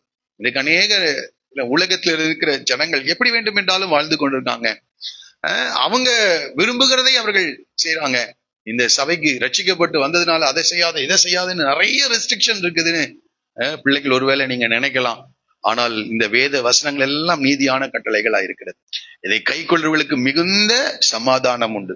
ஆமா, இதை கை கொள்வர்களுக்கு கர்த்தர் ஆசீர்வதிக்கிற தேவனா இருக்கிறார். இந்த ஜீவனில மாத்திரம் இல்ல, வருகிற நித்தியத்திலும் ஆண்டவருடைய ஆசீர்வாதங்களை நாம் என்ன செய்வோம், பெற்ற அனுபவம். அப்படி இல்லைன்னா கர்த்தருக்கு சித்தமான அடுத்த வாரத்துல நம்ம படிக்க போறோம். எந்த ஏதேன் தோட்டத்தில் ஆளுகை செய்கிறவர்களாக இவர்களை வைத்தாரோ அதே தோட்டத்திலிருந்து இவர்களை என்ன செய்கிறார், துரத்துகிற தேவனா இருக்கிறார். அவர் அன்புள்ள தேவன் தான், அதே சமயத்துல நீதியை நிலைநாட்டுகிற தேவனா இருக்கிறார், நீதியை செய்கிற தேவனா இருக்கிறார், துரத்துகிறார். எவ்வளவு கஷ்டமா இருந்திருக்கும்ல ஆதாமுக்கு. எவ்வளவு ஆண்டுகள் அந்த தோட்டத்தில் அவன் வாழ்ந்தான் என்று எனக்கு தெரியல. எல்லாம் எவைகளின் மேலாம் அதிகாரம் ஆளுகையை கொடுத்தாரோ அந்த ஆளுகையை ஆதாம் என்ன செய்தான், இழந்தான். எந்த மிருக ஜீவன்களுக்கு அவன் பேரிட்டு அவைகளின் மேல் ஆளுகை இருந்ததோ அதே மிருக ஜீவன்களுக்கு மேல ஆளுகையை அவன் இழக்கின்றவனாயிருந்தான். ஏதேன் தோட்டத்தில் இருக்கிற எல்லா ஆசீர்வாதங்களையும் அவன் என்ன செய்கிறான், இழக்கின்றான். அவனுடைய சரீரத்துல பெரிய மாற்றங்கள் ஏற்படுகிறது, வியாதிகள் வருகிறது. அடுத்தது அவனுக்கு 2 பிள்ளைகள் பிறகுறாங்க. குடும்பத்துல மிகப்பெரிய பிரச்சனை. காயின் எழும்பி ஆபேல் என்ன செய்கிறான், கொலை செய்கிறவனா இருக்கிறான். நம்ம செய்தது ஒரு தப்பு தானேன்னு நம்ம நினைப்போம். அதான் பறித்து பொசித்து அவ்வளவுதான். ஆனா அடுத்த ஜெனரேஷன் என்ன ஆயிடுச்சு, குடும்பத்திலே பகைகள் கொலைகள் வந்துருச்சு. நன்மை செய்தால் மேன்மை இல்லைன்னா அவன் காயின் தீமையே செய்கிற ஒரு மனிதனாக மாறிவிட்டான். நம்ம செய்கிற ஒரு தவறு மிகப்பெரிய பாதிப்பை சமுதாயத்திலே சந்ததிகளிலே ஏற்படுத்துகிறதா இருக்கிறது. ஆகவே இந்த வேளையிலே நம்மை தேவனுடைய வார்த்தைகளுக்கு ஒப்பு கொடுப்போம். ஒரே ஒரு தவறு தாங்க, தாவீது ஒரே ஒரு தவறு தான் செய்தான். 4 பிள்ளைகளை இழக்க கொடுத்தான், 4 மறுமனையாட்டிகளை இழக்க கொடுத்தான். அவனுடைய வாழ்க்கையில எதெல்லாம் ஒளிப்படத்துல நடந்தது எல்லாத்தையும் தேவன் வெளியரங்கமாக அதை கர்த்தர் ஜனங்களுக்கு காண்பித்தார். பெருங்காலோடு கூட அப்சலோமுக்கு பயந்து எருசலேமை விட்டு அரண்மனையை விட்டு அவன் ஓடுகின்றான். கேட்கிறார் ஆண்டவர் இருதயத்துக்கு ஏற்றவனா இருந்தாலும் எல்லாவற்றையும் நியாயத்திலே கொண்டு வந்து நிறுத்துகிற தேவன், நீதியான தேவன். நான் யாரையும் பயமுறுத்தல, ஆனா தேவனுடைய கட்டளைகளுக்கு நம்ம எல்லாரும் கீழ்ப்படையும். அவரை நம்ம நேசிக்கிறது உண்மையானா 1 யோவானில் நாம் படிக்கிறோம், நம்ம நியாயப்பிரமாணத்தை அல்லது தேவனுடைய கட்டளைகளை நாம் கீழ்ப்படுகிறோம் என்றால் நாம் அவரிடத்துல அன்பு கூறுகிறோம். அன்பு கூறுகிறேன் என்று சொல்லியும் அவருடைய கட்டளைகளின்படி நம்ம நடக்கலன்னா நிச்சயமா அவரை நாம் அறியவில்லை, அவரை அறியாதவர்களாக நாம் இருக்கிறோம். யாரெல்லாம் ஆண்டவரை நேசிக்கிறார்களோ அவருடைய வார்த்தைகளுக்கு கீழ்ப்படிவார். தயவுசெய்து எல்லாரும் அப்படியே நாம் இந்த காலை வேளை எழுந்திருந்து இந்த வார்த்தைகளுக்கு நம்ம ஒப்புக்கொள்வோம். ஒருவேளை இது தெரிந்த வார்த்தைகள் தான், ஆனாலும் கூட ஆண்டவருடைய வார்த்தையை மறுபடியுமாய் நான் உங்களுக்கு ஞாபகப்படுத்த நிற்கிறேன். நீங்களும் நானும் ஆராதிக்கிற தேவன் நம்மை உண்டாக்கின தேவனா இருக்கிறார். எனக்கு உன்னை பார்த்து நான் சொல்றேன், உன்னை உண்டாக்கின தேவன் அவர். ஆமா, அந்த ஏதேன் என்னும் தோட்டம் தேவனால் உண்டாக்கப்பட்டது. இந்த பிரபஞ்சம் நாம் வாழ்கின்ற இந்த பூமி தேவனால் உண்டாக்கப்பட்டது. பூமியும் அதன் நிறைவும் கர்த்தருடையதா இருக்கிறது. ஆண்டவர் உண்டாக்கின இந்த பூமியில நிற்கிறோம். நம்மை உண்டாக்கினது ஆண்டவர். நாம் என்ன செய்யணும் என்ன செய்யக்கூடாது என்பதை தேவன் டிசைட் பண்ணுகிறவரா இருக்கிறார். நன்றாய் இது நம்ம சில நேரங்கள் இது என்னுடைய வாழ்க்கை, என்னுடைய மன விருப்பத்தின்படி நான் வாழ்வேன், என் கண்களுக்கு பிரியமான எல்லா காரியங்களையும் நான் செய்வேன் என்று நம்ம அநேக நேரங்களில் நம்ம சொல்றோம். நிச்சயமாக நான் சொல்லுகிறேன், அதனுடைய விளைவு மிக பயங்கரமா இருக்கும். ஆகவே இந்த காலவேளை ஆண்டவர் உன்னோடு கூட பேசுகிறார். மறுபடியும் ஒரு விசை கூட உனக்கு வாய்ப்பை கொடுக்கிறார். இதுக்கு ஒரே காரியம் என்னன்னா மறுபடியும் பிறக்கிறது தான். ஆண்டவரிடத்துல நம்ம கடந்து வரும்போது ஆண்டவருக்கு நம்முடைய பாவங்கள் எல்லாம் மன்னித்து நம்முடைய இரத்தத்தினாலே நம்முடைய பாவங்களை கழுவி கல்லான இருதயத்தை நம்மிடத்திலிருந்து எடுத்து சதையான இருதயத்தை நமக்கு கொடுத்து உள்ளத்திலே புதிதான ஆவியை கட்டளையிடுகிறாராம். இந்த ஆவியானவருடைய உதவியை கொண்டு தொடர்ந்து ஆண்டவருடைய வார்த்தைகளின்படி வாழ நம்மை ஆண்டவர் பலப்படுத்துகிற தேவனார். எல்லாரும் கண்களை மூடுவோமா? எல்லாரும் கண்களை மூடுவோம். அதான் பெரிய ஆசீர்வாதத்தை இழந்தான். அதான் பெரிய ஆசீர்வாதம். அவன் மாத்திரம் பாவம் செய்யல. இன்றைக்கு இருக்கிற அவனுடைய சந்ததி முழுவதும் ஒரு பாவ சந்ததியாகும். இன்றைக்கு பிறக்கிற ஒவ்வொரு பிள்ளைகளும் பாவிகளாகவே பிறக்கிறாங்க. ஏற்ற காலங்கள் வரும்போது பாவ சோதனைகளிலே அவர்கள் விழுகிறவர்களாக, பாவம் செய்கிறவர்களாக